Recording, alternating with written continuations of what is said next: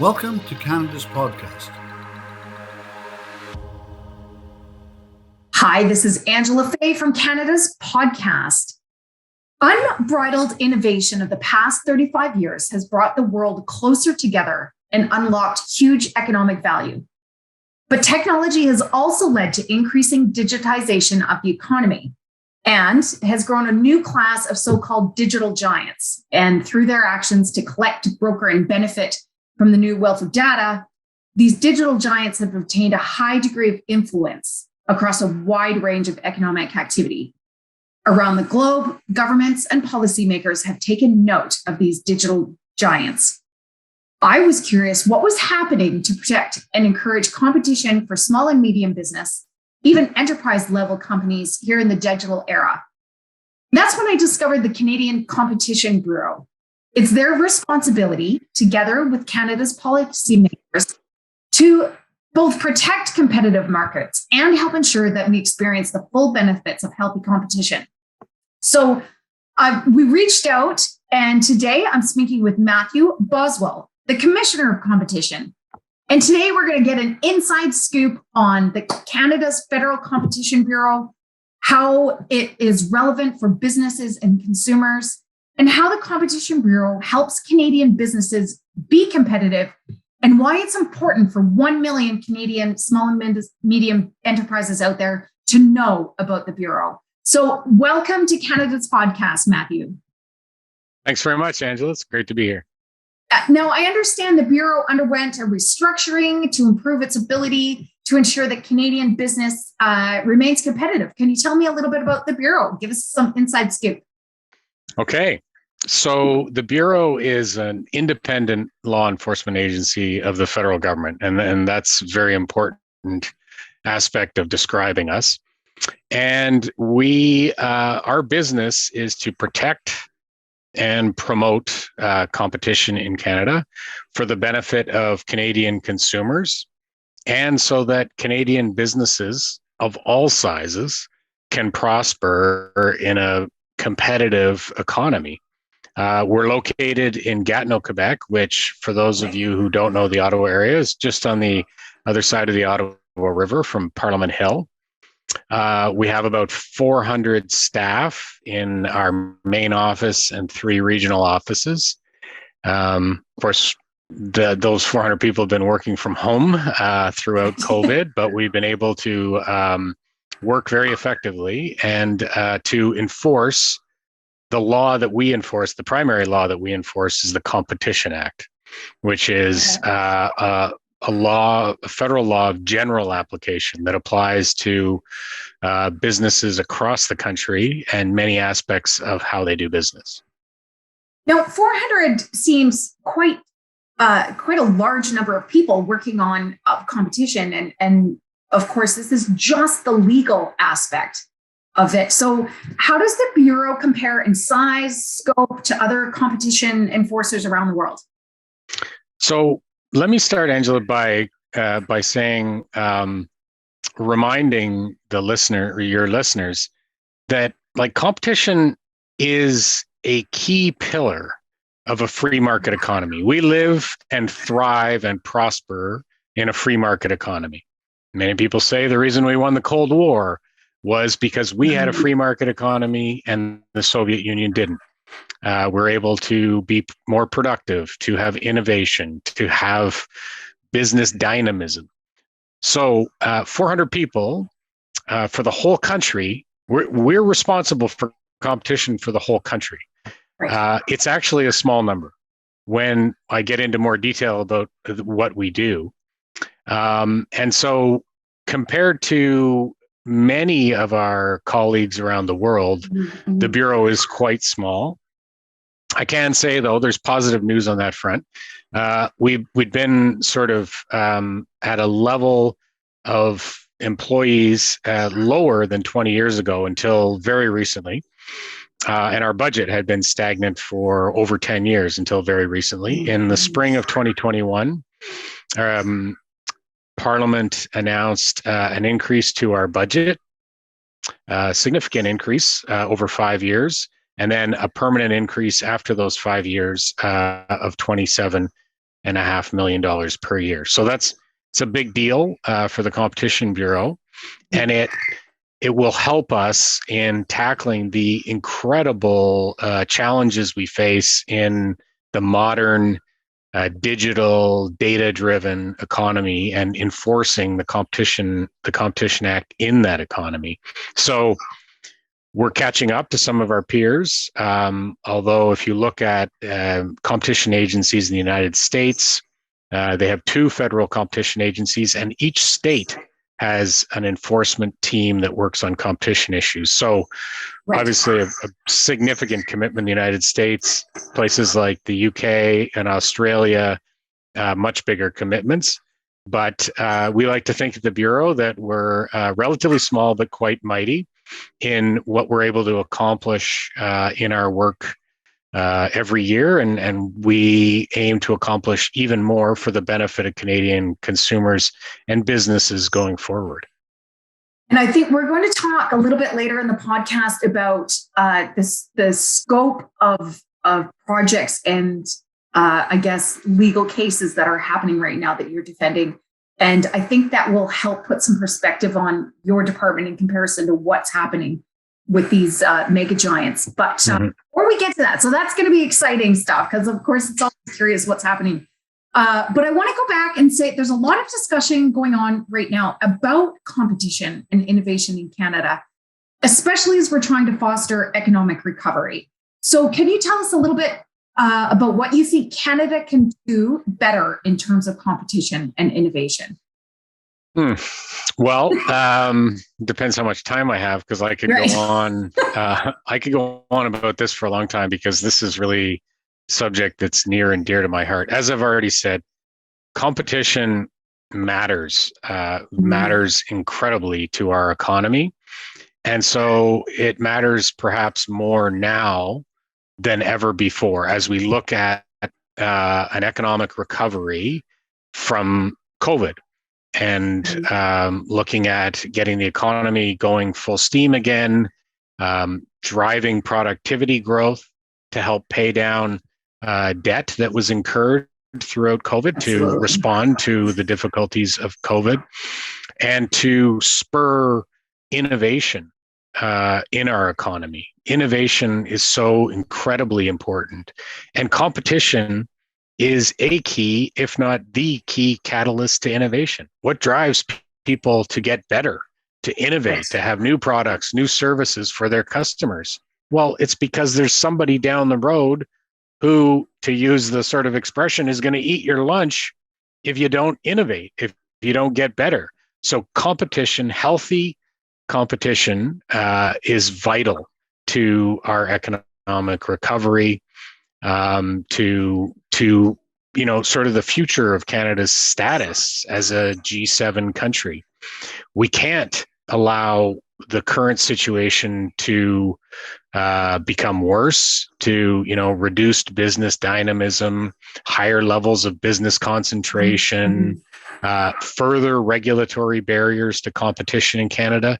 Those are all big problems that we absolutely have to avoid. So we have to have, quite frankly, Angela, a much more focused debate and discussion in Canada about competition. And, the Bureau spends a fair bit of time advocating for competition. So we enforce the law, but we also have an advocacy role. We reach out to governments at all levels to promote pro-competitive policies and to highlight where policies or laws or regulations might actually be hindering competition. And so in doing so, hindering the economy. And the other thing I just want to talk about in terms of the economic recovery is, a proper approach to promoting competition in the economy, in the recovery, can also help make the economic recovery more inclusive by allowing for small, medium-sized businesses to enter, to grow, to expand. You allow more people to play in the economy and to be self-sufficient, to hire people. We all know what percentage. It's huge, the percentage of Canadians that are employed in small and medium-sized enterprises. So we need to encourage that. We need to encourage that kind of business dynamism, people with an entrepreneurial spirit starting small businesses and being able to compete without, suffering under anti-competitive conduct from the big players.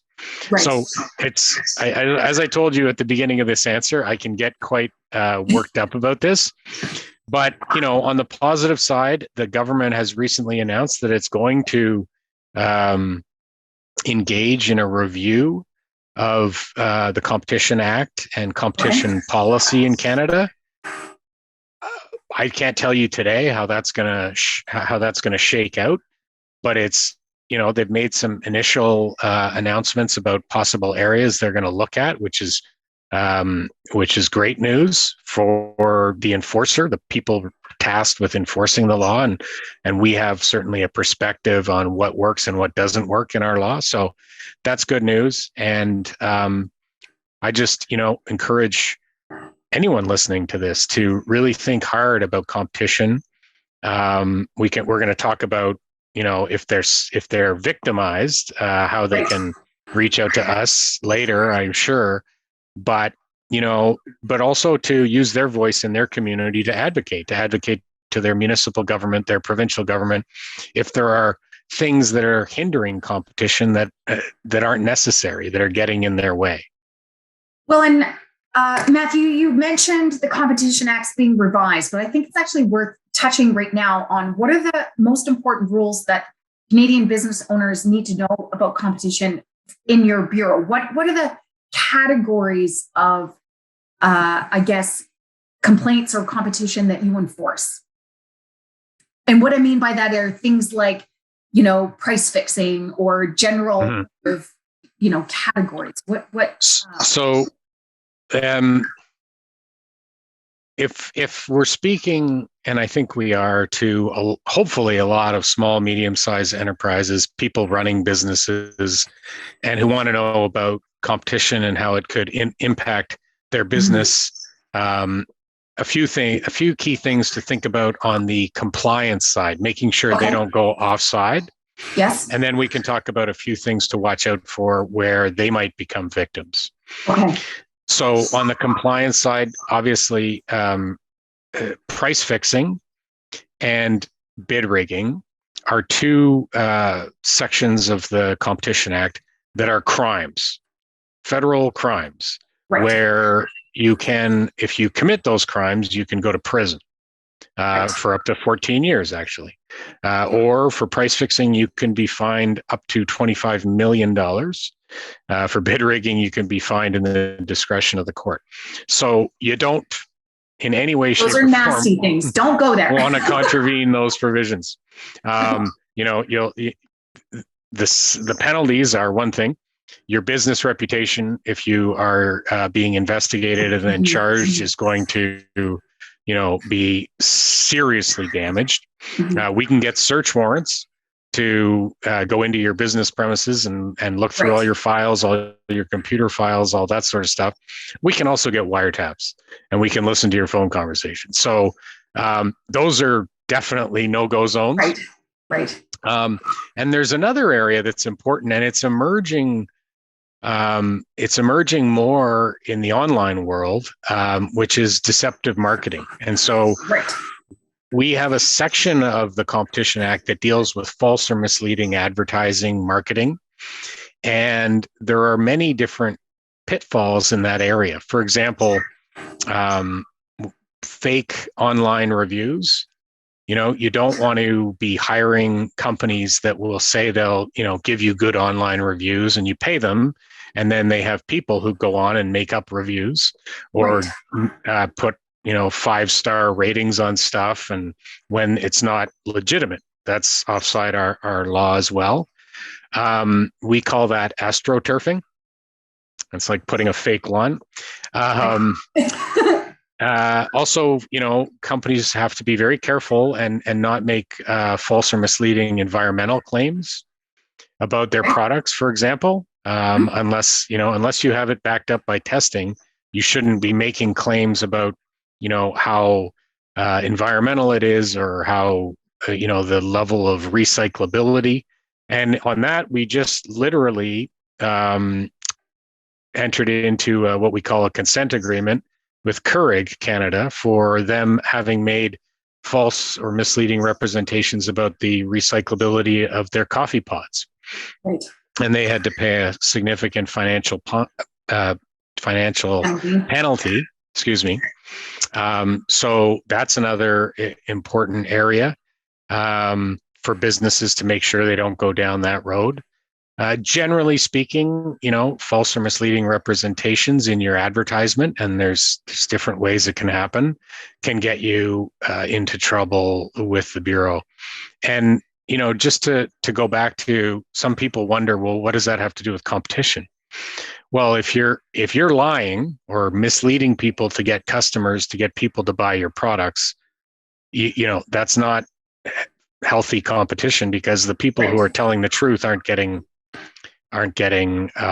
that business. Right. So you need to watch out for those things. We also provide information to help businesses. Like, for example, today is the first day of Fraud Prevention Month.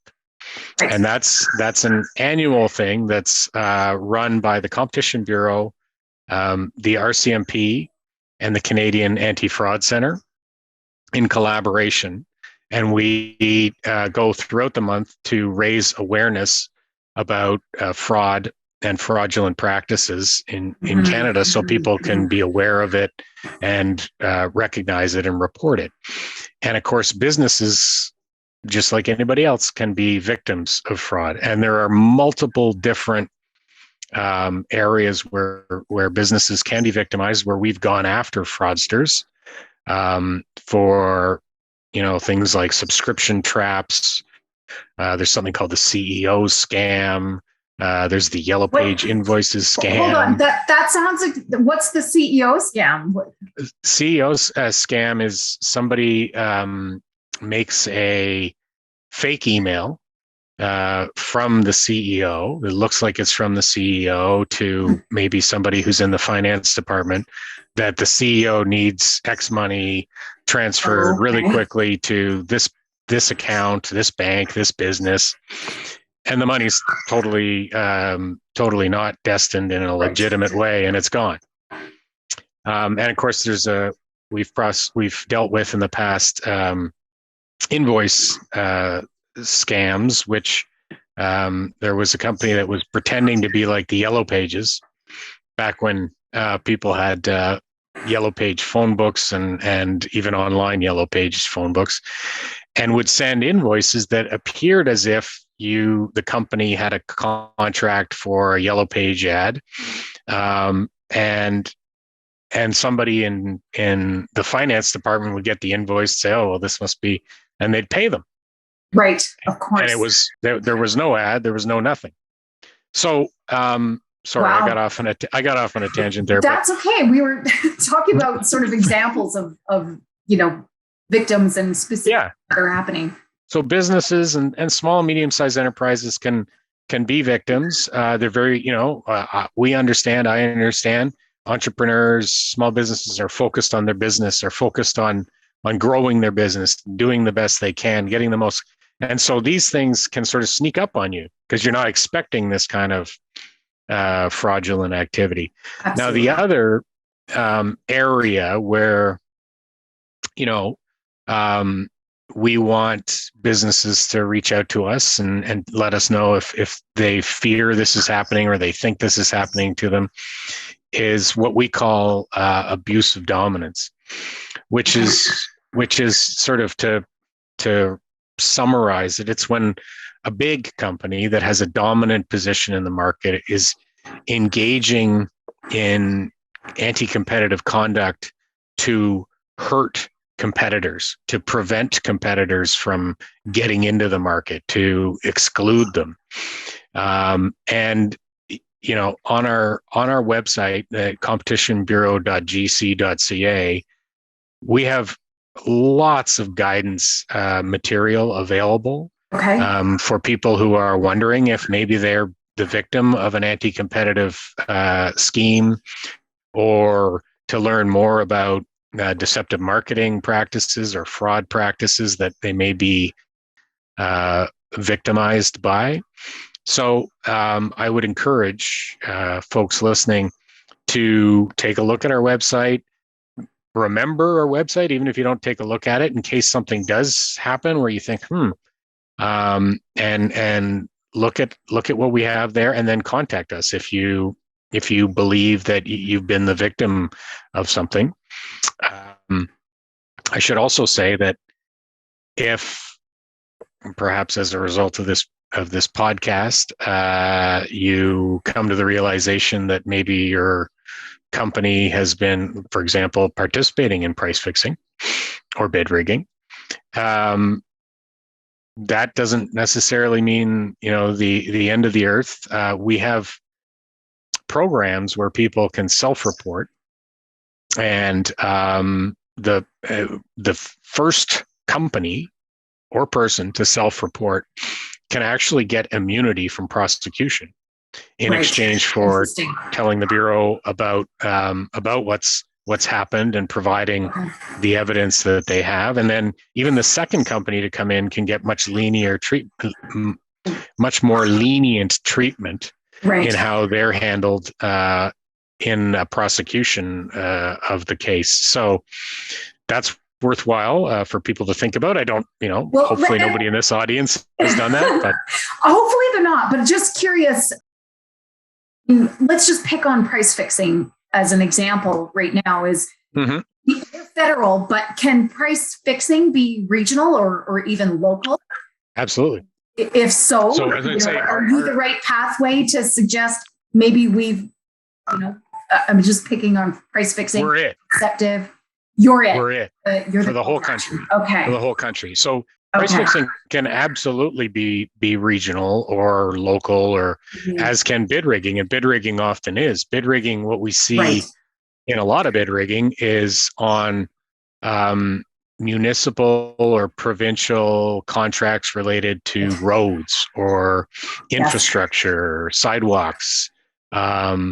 And so, we've been able to prosecute, investigate, and then have the prosecutors prosecute these cases on regional basis as well as national basis as well as international. Price fixing can be international, right? And we have had over the years many large international price fixing cases.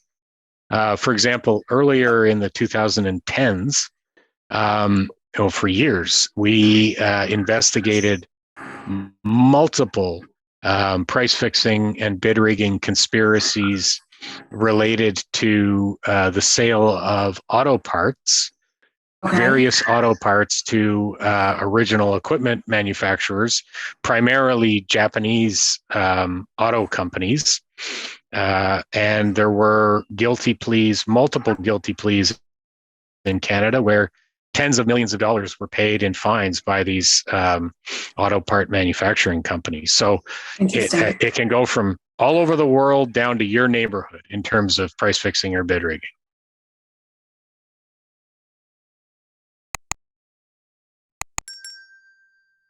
Well, and we've talked a few examples like the Keurig and the auto parts. Are there any other examples, or I guess even from what's happening the most? What sort of complaints are you getting right now in today's digital era? If digital plays a part in that, and for what people should be aware of. So we receive thousands of complaints every year. I don't know the exact number for 2021, but it's thousands. And our complaints are all over the map in terms of the different areas where we enforce the law.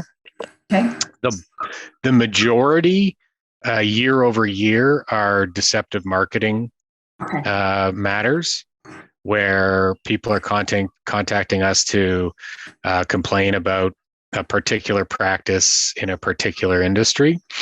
You mentioned digital and digital economy. that has been a key area of focus for the Bureau for multiple years now. I mean, certainly since I've been commissioner, and even my predecessor put tremendous emphasis on investigations in the digital economy. We have brought many cases. I mean, I could run through a list of companies where we've brought cases against them in the digital economy for practices, online, whether they're deceptive marketing or other types of cases. I mean, throughout a series of years, we went after basically all the large car rental companies for deceptive marketing. We've gone after Ticketmaster for deceptive marketing. We've gone after Bell Canada, Rogers Telus for deceptive marketing. Right. Big players. Yeah. Yeah. I mean, that's sort of common in our work, is that we're often dealing with some of the biggest companies in Canada, if not biggest companies around the world. We've had, I can't remember what year it was, but I think it was 2017. We had a case against Amazon for deceptive marketing practices in how they were representing the price of a good in the market generally, and then their price. And ultimately, they settled with us and paid a fine. And as a result of our case, they changed their algorithm and how it worked, not just in Canada, but around the world. Wow, great. We have, it's public knowledge. We have an active investigation into Amazon right now. Can't get into details, but we also have an active investigation into Google right now. And those investigations are more on the abuse of dominance side, what I talked about earlier. Absolutely. And I'm curious, Matthew, when we're looking at those big companies like Google and Facebook, is it really from a Canadian-only context, or are you sort of banding together with other competition bureaus? Yeah, good question. So both. When it comes to applying the law in Canada, that is, we don't just make decisions at the Bureau and issue fines, right? We have to take our cases to court, no matter what. All our cases end up in court or in front of something called the competition tribunal. So we have to prove it. And in those cases where there's international element to it, when we're investigating in Canada, we have to prove it under the Canadian law and the intricacies of the Canadian law. But that's very similar to other jurisdictions. So we spend a fair bit of time on international cooperation and collaboration, and we need it to get better, quite frankly. And that's something we're pushing. We need to be able to share information more readily across borders and to collaborate on these investigations more. So that's something that I'm actively engaged in, trying to enhance the international cooperation. But yes, the short answer is yes, we work with our partners around the world. I mean, our key partners, and they've always been our key partners, are the two agencies in the United States. The United States Department of Justice, Antitrust Division, and the United States Federal Trade Commission. I mean, it just makes sense. We're neighbors. We're the biggest trade partners. So we work with them a lot, but we also work very closely with the European Union, the United Kingdom, Australia, Ireland, Japan, Korea. Wow. Because it's a global, in a global world, Absolutely. in a digital world, this stuff, whatever's happening that appears to be bad or might be bad is often going on all over the place. So we need to work together. Absolutely. Well, and I'm talking about just the Canadian context for now, is what three industries do you see with the greatest opportunity to increase competitive intensity? So we think about sectors, and it's interesting to say competitive intensity. We do prioritize certain sectors. I mean, as I've said, we our law covers basically business activity throughout Canada. But over the last several years and going into this year, we are very active in the telecom space, construction and infrastructure space, digital economy matters, and health. We have a fair bit of expertise in those areas. And this is where our advocacy comes in. We try and provide advice to governments to encourage competition, to facilitate competition for the benefit of the general economy, but also for the benefit of small and medium-sized enterprises, so they can participate. A great example of this is the work we've been doing in fintech, financial technology, since back in 2017. We did a market study in this area back then. We've been advocating to the federal government on issues in fintech since that time.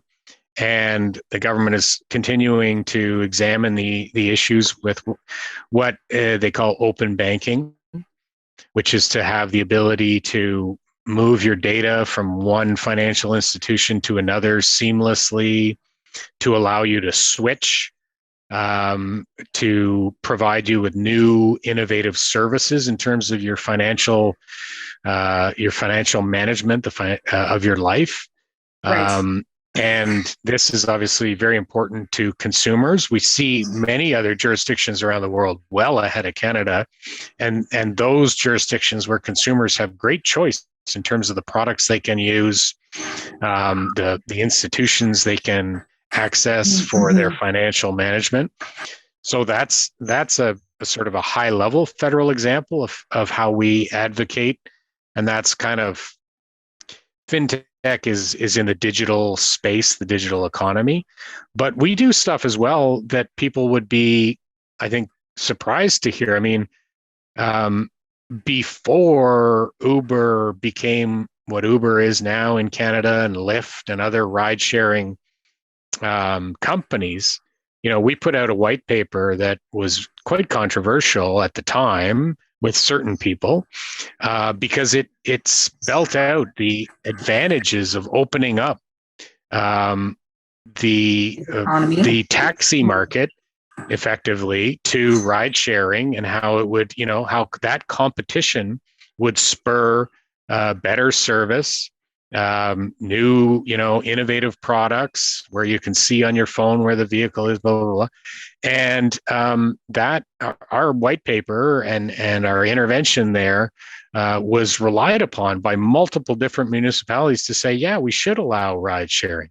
So that's kind of an example on the municipal basis where taxis were controlled, and that it's not been a complete success, as there are areas that still don't allow it, but that's a whole nother issue.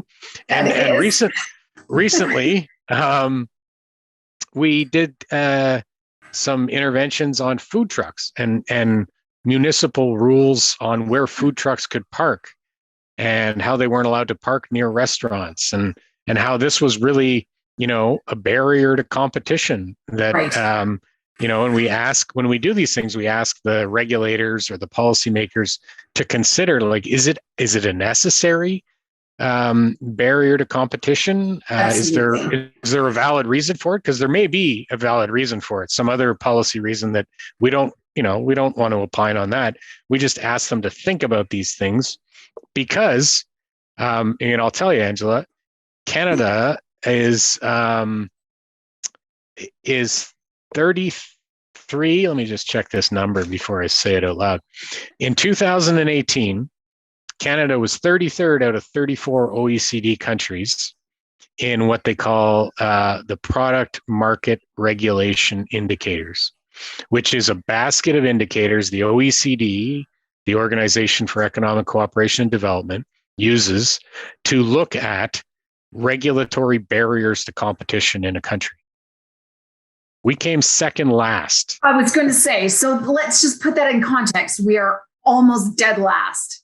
We beat Turkey. We beat Turkey. Okay. And I was going to ask you, and since you sort of prefaced it with that number, is, you and I have talked before, and I got a hint that you were actually quite concerned about Canada's lack of innovation culture. What is that? What does that mean? And how can we address that, really? I'm not actually, let me put it this way. I'm not actually concerned about Canada's innovation culture. Okay. I think we have an incredible ability to be a very innovative country with new ideas, new products. We have incredibly well-educated population. We have, an entrepreneurial spirit. We're beside the United States, one of the most sort of innovative economies. So I think we have the ability and the opportunity, but I think things like, coming second last in barriers to competition in terms of regulations in the OECD, that's what's holding us back. In 2008, the federal government had a blue ribbon panel, it's been referred to as, to look into competition in Canada. And one of their conclusions was Canada is a jurisdiction that doesn't place enough emphasis on competition. Okay. And we need to change that. Matthew, can you give us some insight on 33 out of 34, so nearly dead last in, the product market indicators. What do we do? You mentioned simply asking a question. Is that a necessary piece of policy or legislation or red tape? And even if there was historically some valid reason why it was in place, just asking the question is perhaps one. Mm-hmm. What else can we do at each level of government? And I'm picking on government because businesses, are susceptible. Mm-hmm. What else can we do to get us up that ranking? Well, there's a standing OECD recommendation to Canada that we implement what we call competition impact assessments into our regulatory mechanisms, like for making regulations, reviewing regulations, that it be a requirement that you consider how a regulation impacts competition in the market in question. And that could be done at all levels of government. And who does that, Matthew? Who would be that person? Is it like a bit like you guys are an independent law enforcer? Do you imagine it being an independent competition review organization, consultancy, person? Well, I haven't fully thought that through in terms of how it would be done in Canada, but you develop people who have an expertise in competition. The Bureau has 400 of them. And you obviously it can't be the Bureau for the whole country to look at every regulation, but yes, you sort of systematically have a team that looks at these and provides honest advice to those in positions of power that, we don't need this regulation. It's hindering competition in this market. We should get rid of it. And then there'll be, the people who we elect to make decisions will make decisions. Right. But yeah, you kind of systematically need to go about it. If you start with new regulations that are being put in place, whatever they may be, and just do the assessment. And many will be like, no, there's no impact on competition whatsoever. But some will be like, why are we doing that? Absolutely. Well, and I have this, sort of theory that if we had and I'm picking a little bit on infrastructure development, but if we had a low barrier to build zone in every municipality, which would be kind of an innovation hub, right? Where while in maybe the whole community-wide infrastructure, yes, we have hundreds of building codes, whereas in the low barrier to build code, yes, we can bring in 3D printers and start building homes and infrastructure, right? Exponentially faster and cheaper, more affordably with something like 3D printers, where the construction codes haven't necessarily caught up and incorporated that type of building construction. That's just one example. So I have this theory that the innovation zone can speed up access to innovation in local communities. Mm-hmm. No, there's a lot of debate about how to spur innovation, and it's important debate. It's for the future of the country. Absolutely. And competition is an important piece. Well, and there was one thing I want to ask. Directing people, we've got your resources at the Competition Bureau where people can actually go and access acts and the detail to ensure that they are in compliance. Mm-hmm. We then have the perhaps violators or people who feel violators themselves or people who might be victims can connect with the Bureau. What's the best way for them to connect with you, Matthew? So through our website right now is the best way. We have an online intake form where people can provide information, and we will have whatever subject matter it is. We'll have people look at it and determine if there's something there to pursue. If they're self-reporting in terms of a cartel activity, they can go on the Bureau or on the Bureau's website and find out the appropriate number to call, right. Which is to seek what we call a marker to get their spot in line for immunity or leniency. Very, very important. And people should understand, sometimes people are worried, oh, well, if I say something, whistleblower. I'm going to suffer consequences as a result mm-hmm. of that. Mm-hmm. We have in the whistleblower context, there are rules in the Competition Act about the protection of whistleblowers. Okay. In other areas where it's companies complaining about anti-competitive conduct, we have strict confidentiality provisions that we respect and we pay very close attention to for information received. So it's not like you tell us one day and like 3 days later we're going to tell the world that so and so's complaining. But it's very important that we hear from the marketplace on issues going on out there, and that's why in the